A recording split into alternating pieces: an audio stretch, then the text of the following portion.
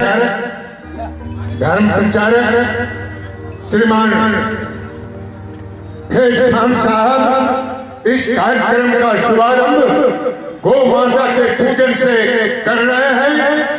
जो भी नगरवासी इस पंडाल में बैठे हो रहे हैं, कृपया वो खड़े होकर के इस अनुपम दृश्य जो आज तक साल की जामताड़ा की धरती, मां चंचला की धरती पर गो पूजन का यह पहला कार्यक्रम हमारे श्रीमान फैज खान साहब की ओर से आयोजित है। लेकर श्री हरि गो ग्राम योजना के द्वारा मैया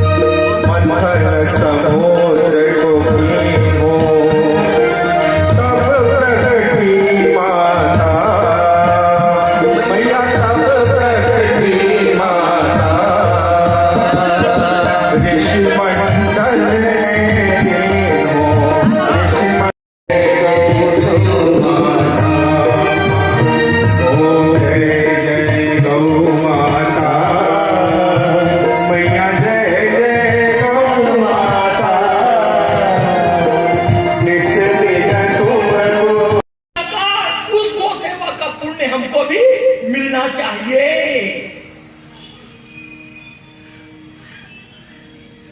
the single qualification to get married, विवाह की एकमात्र योग्यता। कितने लोग कन्या को कन्यादान लेकर बैठे हैं, बताओ ए भैया, यहां कितने लोग कन्यादान लेकर बैठे हुए?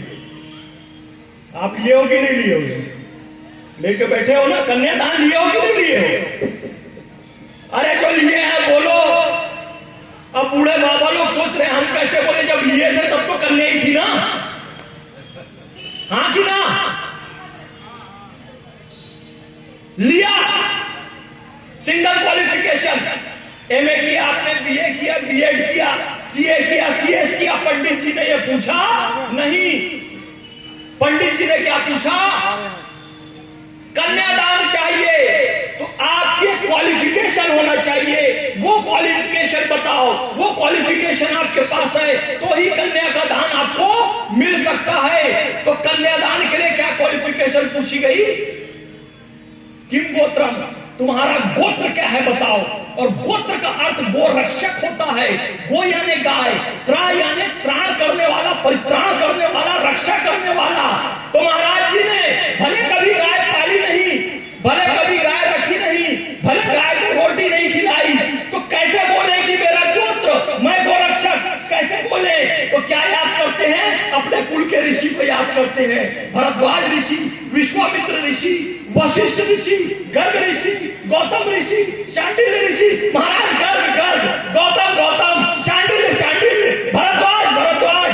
तो पंडित जी कहते हैं हाँ, ये उस कुल से है जिनके गुरु के आश्रम में ढेर सारी गौएं होती थी, गो की रक्षा होती थी। कोई गो पर कुदृष्टि डालता था तो फिर वो सुरक्षित जिंदा नहीं बच पाता था। तो ये गो रक्षकों के कुल का लड़का है, तो इससे कन्यादान कर दो। क्यों कर दो? क्योंकि इसके घर गाय सुरक्षित है तो तुम्हारी बेटी भी सुरक्षित रहेगी। इसके घर गाय को खाना मिलता है तो तुम्हारी बेटी को भी खाना मिलेगा। इसके घर में गाय को मान सम्मान मिलता है तो तुम्हारी बेटी को भी मान सम्मान मिलेगा। इसके घर में गाय को डंडे से मारा नहीं जाता है, ईंटा फेंक के मारा नहीं जाता है, लाठी से मार के भगाया नहीं जाता है। इसके घर में गाय को जिंदा जलाया नहीं जाता है तो तुम्हारी बेटी को भी जलाया नहीं जाएगा। तुम्हारे परिवार की गो सेवा देखकर कन्यादान मिलता है, लेकिन खुद कभी गो सेवा की नहीं होती है। अपने कुलगुरु के नाम पर कन्यादान ले लेते हो, लेकिन अगर गो सेवा का संस्कार नहीं है तो बहू जलाई जाती है। जिस घर में गाय है, गो की कृपा है, उस घर में कभी वास्तु दोष नहीं हो सकता।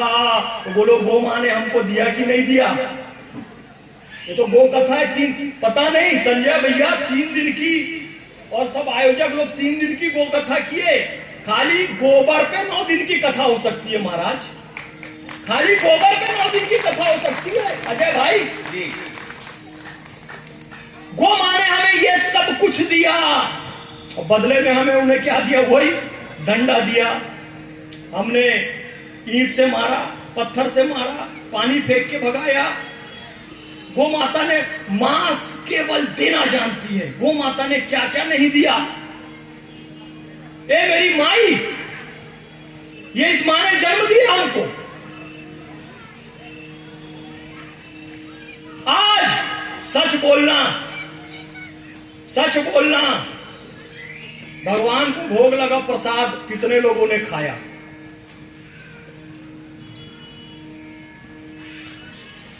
ये मेरी मां, ये मेरे भाई सुबह सुबह थाली लोटा बर्तन चमकाते हैं। बोलो, चमकाते हैं कि नहीं चमकाते हैं? और उसमें भोजन सजाते हैं। और किसको रखते हैं, किसको अर्पित करते हैं? भगवान को रखते हैं। पर्दा भी लगा देते हैं। तुमने 4 रोटी रखी कि हलवा रखा, कि खीर रखी, कि पूड़ी रखी? और जब पर्दा खोला तो 4 रोटी रखी थी, तो उसमें से 2 रोटी भगवान खाया और 2 रोटी रहती है उसमें, और आधा कटोरी खीर खत्म हो जाती है और आधा कटोरी खीर रहती है उसमें। तो फिर बाकी बचा हुआ प्रसाद हम खा लेते हैं। बोलो, ऐसा ही होता है? हाँ कि ना? मैं अकेले को कथा नहीं करूंगा, आपको भी बोलना पड़ेगा।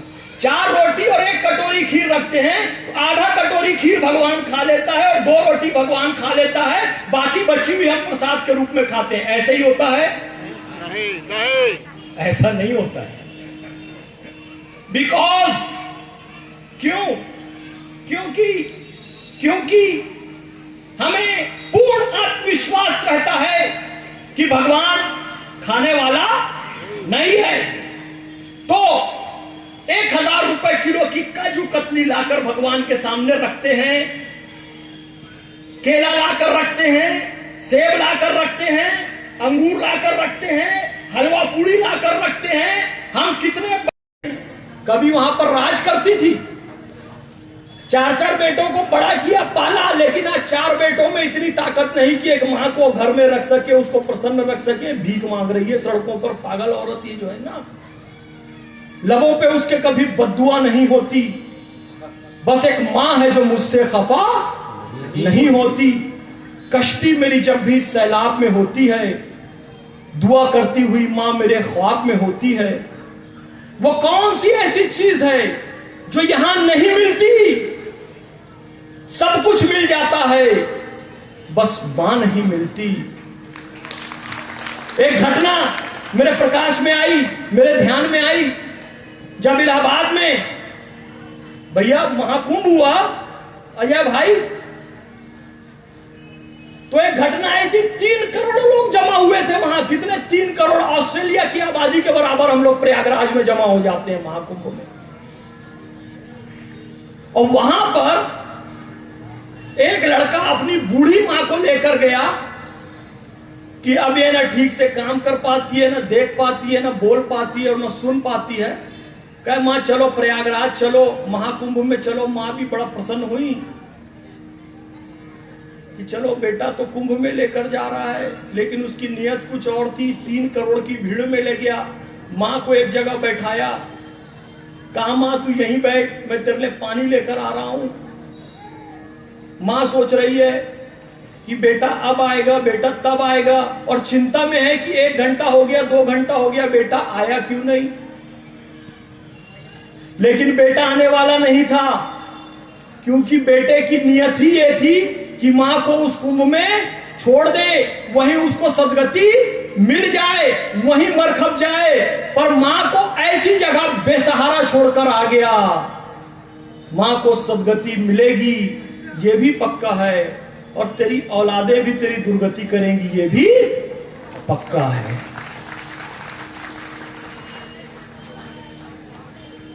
जितनी कृपा प्राप्त कर सकते हो मां की कृपा प्राप्त करो।